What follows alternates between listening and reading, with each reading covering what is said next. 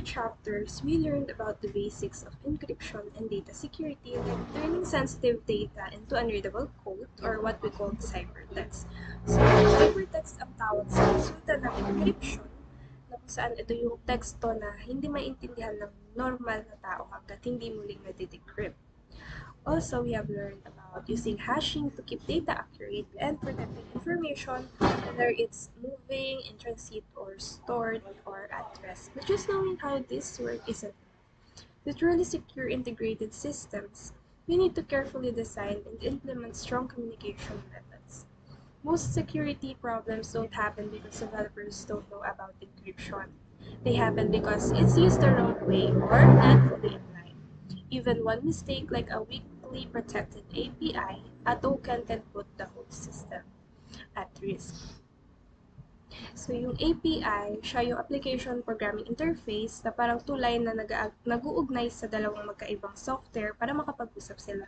For example, kapag nag-login ka gamit ang Google sa ibang app, gumagamit sila ng API para mag-share ng information. This chapter will look at real-world security needs for integrated applications and how to apply them properly, focusing on first, secure API design. Ibig sabihin nito ay paggawa ng API na ligtas laban sa hacking. So dito iniisip kung paano ipapasa ang data na hindi madaling masalok or mabago ng unauthorized person. Next is the token-based authentication, JWT. Yung authentication, siya yung process na magpapatunay na tama ang identity ng gumagamit. So, sa token-based authentication, gumagamit ng token tulad ng JWT or JSON Web Token. Para siyang digital ID card na binibigay sa'yo ng system pagkatapos mo mag-login. Ginagamit ito para kilalanin ka sa mga susunod mong request. So, real examples of breaches caused by a weak encryption. So, the goal is to go beyond theory and understand how the security choices affect real system. APIs, Application Programming Interfaces, act as the doors to modern apps and integrated systems. Since they are connected to the internet and often handle sensitive tasks like logging users in, processing payments, or transferring personal information, they are common to target for attacks of IPIS are not built surely attackers can steal personal or sensitive data. Steal ay pagnanakaw. Dito maaaring kunin ng hacker ang pribadong impormasyon gaya ng password, bank details, or personal files. Change or delete information without permission. Change or delete information, ibig sabihin, kaya nilang baguhin or burahin ang data kahit wala silang karapatang gawin ito. Gain higher access rights and perform actions they shouldn't. Privilege escalation. Privilege escalation ay kapag ang hacker ay nakahanap ng paraan upang mas mataas na level ng access kesa sa dapat. Halimbawa, isang normal na user lang siya, pero nagawa niya makapasok bilang admin. Overload the system with requests, causing it to crash. Denial of service attacks. Denial of service attack o DOS ay kapag sinasadya ng attacker na bombahin ang system ng napakaraming request.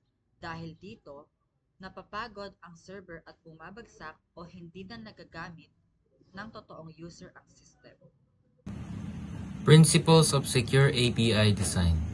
First is least privilege. Least privilege give users and system only the minimum access they need. So, least privilege ay isang prinsipyo sa seguridad na nagsasabing dapat bigyan lang ng pinakakaunting access ang isang user o system na kailangan niya para magawa ang trabaho niya. Hindi sobra o hindi kulang. For example, a user should only see their own data and not the others. Halimbawa, ikaw ay estudyante. Dapat makikita mo lang ang sarili mong grades, hindi ang sa mga kaklase mo. Next is authentication. Authentication is checking who is making the request. Ang authentication ay isang proseso ng pag-verify ng pagkakakilanlan ng isang user o system. Halimbawa, kapag nag-login ka gamit ang username at password, yun ay example ng authentication. Next is authorization. Authorization is checking what they are allowed to do. Ang authorization naman ay proseso ng pag-check kung ano ang pwede at hindi pwedeng gawin ng user kahit authenticated ka na. May limit pa rin ang access mo. Halimbawa, isang user ay pwedeng magbasa ng data pero ang admin naman ay pwedeng magbura o mag-edit. Next is input validation and sanitization.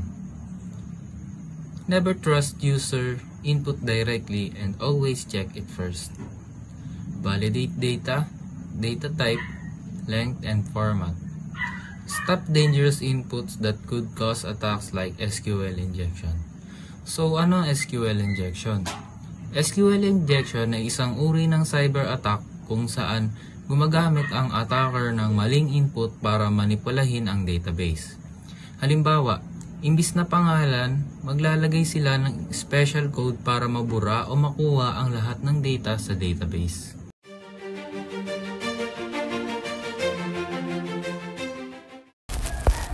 What is token-based authentication? Traditional login system stores sessions on the server. Token-based system shift the responsibility to the client. Process. User login. Server gives them a token. User login, ibig sabihin ay naglalagay ng tamang username at password ang user. Pagkatapos, ang server ay nagbibigay ng token na parang digital ID o susi na magsisilbing katunayan na authenticated ang user. The client include the token every request. Client ay tumutukoy sa user device o application, gaya ng phone o browser. Tuwing gagawa ng request sa server, halimbawa pagbukas ng profile, pagkuha ng data, isinasama ng client ang token bilang patunay na identity niya. The server just verifies the token, no need to store sessions. Dito, simpleng chinecheck ng server kung tama at valid ang token. Hindi na nito kinakailangan mag-store ng session data sa sarili niyang memory, kaya mas magaan ang trabaho ng server. This stateless method works great for distributed systems and APIs. What is JWT? JWT o JSON Web Token is a most popular way to do token-based authentication. JWT o JSON Web Token ay isa sa pinakasikat at pinakaginagamit na paraan para sa token-based authentication. Authentication ay proseso ng pagpapatunay ng identity ng user. Kapag JWT ang gamit, may hawak kang digital token na nagsasabi na sa system na ikaw ay verified. It's a compact URL safe string with 3 parts. Compact, ibig sabihin maliit at magaan ang laki ng token.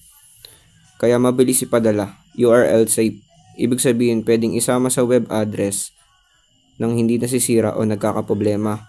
Ang JWT ay isang string, parang mahabang code ito na binubuo ng mga letra, numero o simbolo na hinahati sa 3 bahagi: header, payload, at signature. User logs in with username, password. Server validates, creates a JWT. Dito check ng server kung tama ang username at password. Kapag valid, gagawa ito ng JWT na magsisilbing digital pass o ID ng user para sa mga susunod na request. Client saves the JWT, client sends JWT in request header, server checks token signature plus claims every time. Bawat request na may dalang JWT ay chine-check ng server. Signature para siguraduhin na hindi nagbago ang token, claims para alamin ang impormasyon ng user gaya ng ID, role at expiry. Kung valid ang lahat, tatanggapin ng server ang request, kung hindi, ito ay tatanggihan. Stateless. Server doesn't need to store session. Stateless ay ibig sabihin, walang tinatago ang server tungkol sa nakaraang request ng user. Hindi na nito kailangang mag-store ng session sa memory. Halimbawa, sa JWT, dala ng user ang sarili niyang token sa bawat request, kaya hindi na kailangan ng server na magtago ng session data. Scalable. Works well with microservices. Scalable ay ibig sabihin madaling palakit o i-expand ang system kapag dumadami ang users. Ito ay bagay sa microservices na paraan ng paggawa ng malalaking system gamit ang maliit na magkakahiwalay na serbisyo na nagtutulungan. Dahil stateless ang JWT, madali itong i-share across multiple microservices. Self-contained token carries user info and permissions. Self-contained ay ibig sabihin kumpleto na ang token mismo. Nagdala na ito ng impormasyon tungkol sa user at kung ano ang pwede niyang gawin. Halimbawa, sa payload ng JWT, pwede na makita kung user lang siya o admin, pati kung kailan mag-expire ang access. Cross-platform, supported in many languages. Cross-platform ay ibig sabihin kayang gumana ang JWT sa iba't ibang programming languages at environments. Halimbawa, pwedeng gamitin ang JWT sa JavaScript, Python, Java, PHP o kahit anong platform, kaya flexible ito sa integration.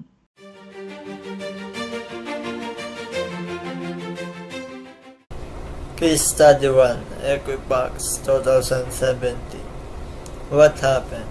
Attackers exploited a flaw in a web app.